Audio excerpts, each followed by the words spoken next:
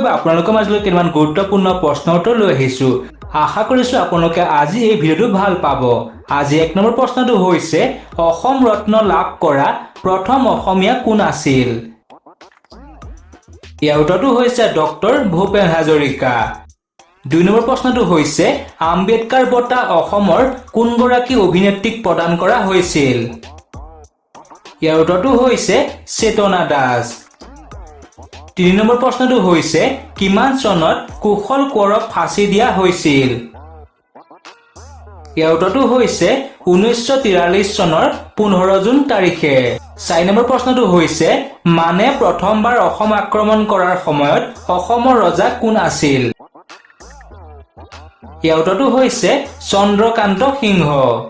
5 number প্ৰশ্নটো হৈছে কামাখ্যা মন্দিৰটো কোনে পুনৰ নিৰ্মাণ কৰিছিল? ইয়াৰ উত্তৰটো হৈছে নৰনাৰায়ণ। 6 নম্বৰ প্ৰশ্নটো হৈছে কোনখন ঠাই পক্ষীৰ অদ্ভুত আত্মহননৰ বাবে বিখ্যাত? ইয়াৰ উত্তৰটো হৈছে জাতিংগা।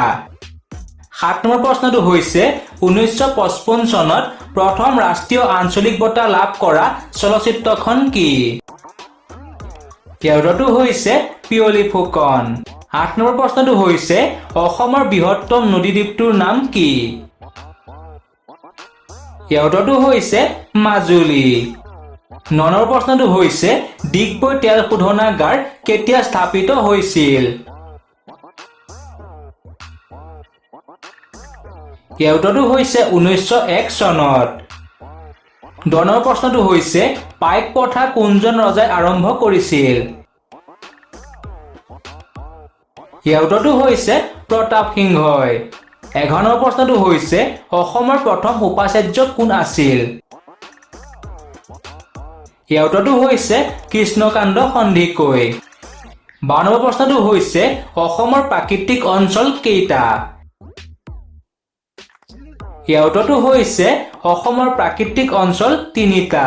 13 নম্বৰ প্ৰশ্নটো হৈছে শৰাইঘাটৰ যুদ্ধ কাৰ কাৰ মাজত সংঘটিত হৈছিল? ইয়াৰ উত্তৰটো হৈছে আহোম আৰু মোগলৰ মাজত। 14 নম্বৰ প্ৰশ্নটো হৈছে অসমৰ মানচেষ্টাৰ বুলি কোনখন ঠাইক জনা যায়? ইয়াৰ উত্তৰটো হৈছে শুৱালকুছি। 15 নম্বৰ প্ৰশ্নটো হৈছে অসমৰ জনজাতীয় জীৱনৰ ওপৰত লিখা প্ৰথমখন উপন্যাসৰ নাম কি আছিল? ইয়াৰ উত্তৰটো হৈছে মিৰি জীয়ৰী। আজি 16 নম্বৰ প্ৰশ্নটো হৈছে অসহযোগ আন্দোলন কোন চনত আৰম্ভ হয়? ইয়াৰ উত্তৰটো হৈছে 1921 চনত। 17 নম্বৰ প্ৰশ্নটো হৈছে গড়গয়াৰ ৰজা কাক আখ্যা দিয়া হয়? ইয়াৰ উত্তৰটো হৈছে স্বৰ্গদেউ শুক্লেংমুঙক। 18 নম্বৰ প্ৰশ্নটো হৈছে বৰবৰুৱা আৰু বৰফুকন পদৰ সৃষ্টি কোনে কৰিছিল? ইয়াৰ উত্তৰটো হৈছে প্ৰতাপ সিংহই। 19 নম্বৰ প্ৰশ্নটো হৈছে শৰাইঘাটৰ যুদ্ধ কিমান চনত সংঘটিত হৈছিল? ইয়াৰ উত্তৰটো হৈছে 1671 চনত। 20 নম্বৰ প্ৰশ্নটো হৈছে অসম বিধানসভাৰ প্ৰথম অধ্যক্ষ কোন আছিল?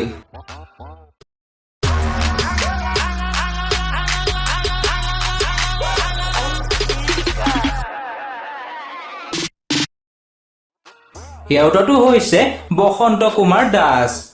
21 নম্বৰ প্ৰশ্নটো হৈছে ব্ৰহ্মপুত্ৰৰ ওপৰৰ প্ৰথম দলংখনৰ নাম কি? ইয়াৰ উত্তৰটো হৈছে শৰাইঘাট দলং। 22 নম্বৰ প্ৰশ্নটো হৈছে অসমৰ প্ৰথম বিশ্ববিদ্যালয়খনৰ নাম কি?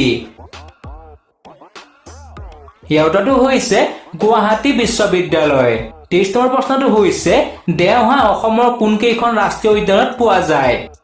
ইয়াৰ উত্তৰটো হৈছে ডিব্ৰু-চৈখোৱা ৰাষ্ট্ৰীয় উদ্যান, দিহিং পাটকাই ৰাষ্ট্ৰীয় উদ্যান আৰু নামেৰি ৰাষ্ট্ৰীয় উদ্যান। 24 নম্বৰ প্ৰশ্নটো হৈছে সাহিত্য অকাডেমী বঁটা বিজয়ী প্ৰথম অসমীয়া উপন্যাসখনৰ নাম কি? ইয়াৰ উত্তৰটো হৈছে ইয়াৰুইংগম। 25 নম্বৰ প্ৰশ্নটো হৈছে উমানন্দ মন্দিৰ কোনে নিৰ্মাণ কৰিছিল? ইয়াৰ উত্তৰটো হৈছে গদাধৰ সিংহই। 26 নম্বৰ প্ৰশ্নটো হৈছে অসমত প্ৰথম বিশ্ববিদ্যালয় কেতিয়া স্থাপিত হয়? ইয়াৰ উত্তৰটো হৈছে 1948 চনত। 27 নম্বৰ প্ৰশ্নটো হৈছে ফিল্ম ফেয়াৰ বঁটা লাভ কৰা প্ৰথম অসমীয়া ব্যক্তিজন কোন? ইয়াৰ উত্তৰটো হৈছে বিজয় চৌধুৰী। 28 নম্বৰ প্ৰশ্নটো হৈছে অসমৰ ক্ষুদ্ৰতম ৰাষ্ট্ৰীয় উদ্যানখনৰ নাম কি? ইয়াৰ উত্তৰটো হৈছে ওৰাং ৰাষ্ট্ৰীয় উদ্যান। 29 নম্বৰ প্ৰশ্নটো হৈছে ৰিজাৰ্ভ বেংক অফ ইণ্ডিয়া কোন চনত স্থাপন হৈছিল? ইয়াৰ উত্তৰটো হৈছে 1935 চনত। 30 নম্বৰ প্ৰশ্নটো হৈছে অসমীয়া নাট্য সাহিত্যৰ জনক কোন? ইয়াৰ উত্তৰটো হৈছে মহাপুৰুষ শ্ৰীমন্ত শংকৰদেৱ। 31 নম্বৰ প্ৰশ্নটো হৈছে অসম বিধানসভাৰ মুঠ আসনৰ সংখ্যা কিমান? ইয়াৰ উত্তৰটো হৈছে 126খন। 32 নম্বৰ প্ৰশ্নটো হৈছে ডক্টৰ বাণীকান্ত কাকতিয়ে বৰগীতক কি বুলি আখ্যা দিছে? ইয়াৰ উত্তৰটো হৈছে নবল নাম্বাৰছ। 33 নম্বৰ প্ৰশ্নটো হৈছে অসমৰ চিমেণ্ট কাৰখানা ক'ত আছে? ইয়াৰ উত্তৰটো হৈছে বোকাজান। 34 নম্বৰ প্ৰশ্নটো হৈছে অসমৰ চাহ শিল্পৰ কেন্দ্ৰ বুলি কোনখন ঠাইক কোৱা হয়? ইয়াৰ উত্তৰটো হৈছে চাবুৱা। 35 নম্বৰ প্ৰশ্নটো হৈছে কোনজন আহোম ৰজাই জয়সাগৰ পুখুৰী আৰু জয়দৌল নিৰ্মাণ কৰিছিল? ইয়াৰ উত্তৰটো হৈছে স্বৰ্গদেউ ৰুদ্ৰসিংহই। 36 নম্বৰ প্ৰশ্নটো হৈছে অসমৰ মুঠ জনসংখ্যাৰ কিমান শতাংশ লোক কৃষিজীৱী? ইয়াৰ উত্তৰটো হৈছে 70%। 37 নম্বৰ প্ৰশ্নটো হৈছে অসমৰ তৈলনগৰ হিচাপে কোনখন চহৰক জনা যায়? ইয়াৰ উত্তৰটো হৈছে ডিগবৈ। 38 নম্বৰ প্ৰশ্নটো হৈছে এছিয়ান গেমছত সোণৰ পদক পোৱা প্ৰথম অসমীয়া কোন? ইয়াৰ উত্তৰটো হৈছে ভোগেশ্বৰ বৰুৱা। 39 নম্বৰ প্ৰশ্নটো হৈছে অসমৰ প্ৰথম উচ্চ ন্যায়ালয়ৰ ন্যায়াধীশ কোন আছিল? ইয়াৰ উত্তৰটো হৈছে হলিৰাম ডেকা। 40 নম্বৰ প্ৰশ্নটো হৈছে অসমৰ পাহাৰীয়া জিলা দুখন কি কি? ইয়াৰ উত্তৰটো হৈছে কাৰ্বি আংলং আৰু উত্তৰ কাছাৰ। 41 নম্বৰ প্ৰশ্নটো হৈছে অসমৰ ক্ষুদ্ৰতম নদীদ্বীপটোৰ নাম কি? ইয়াৰ উত্তৰটো হৈছে উমানন্দ। 42 নম্বৰ প্ৰশ্নটো হৈছে প্ৰথম অসমীয়া চলচ্চিত্ৰ অভিনেত্ৰী কোন আছিল? ইয়াৰ উত্তৰটো হৈছে আইদেউ সন্দিকৈ। 43 নম্বৰ প্ৰশ্নটো হৈছে অসমৰ সত্ৰসমূহৰ প্ৰতিষ্ঠাপক কোন আছিল? ইয়াৰ উত্তৰটো হৈছে শ্ৰীমন্ত শংকৰদেৱ। 44 নম্বৰ প্ৰশ্নটো হৈছে অসম চুক্তি কেতিয়া স্বাক্ষৰিত হৈছিল? ইয়াৰ উত্তৰটো হৈছে 1985 চনত।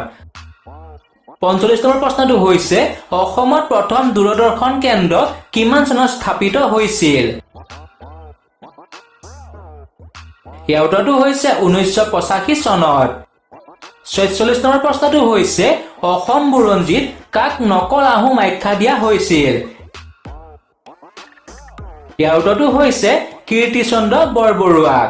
47 নম্বৰ প্ৰশ্নটো হৈছে কোনজন ৰজাই শিৱসাগৰৰ কাৰেংঘৰটো পুনৰ নিৰ্মাণ কৰিছিল? ইয়াৰ উত্তৰটো হৈছে ৰাজেশ্বৰ সিংহই। 48 নম্বৰ প্ৰশ্নটো হৈছে কাজিৰঙা ৰাষ্ট্ৰীয় উদ্যান অসমৰ কোনখন জিলাত অৱস্থিত? ইয়াৰ উত্তৰটো হৈছে গোলাঘাট জিলাত। 49 নম্বৰ প্ৰশ্নটো হৈছে আজান পীৰৰ দৰগাহ অসমৰ কোনখন জিলাত অৱস্থিত? ইয়াৰ উত্তৰটো হৈছে শিৱসাগৰ। আজি 50 নম্বৰ প্ৰশ্নটো হৈছে কিমান চনত ভূপেন হাজৰিকাক দাদা চাহেব ফাল্কে বঁটা প্ৰদান কৰা হয়? ইয়াৰ উত্তৰটো হৈছে 1992 চনত। গতিকে বন্ধু বান্ধৱীসকল আজি এই 50টা প্ৰশ্নৰ আপোনালোকে কেইটা উত্তৰ পাৰিলে তলত কমেণ্ট কৰি জনাই দিব।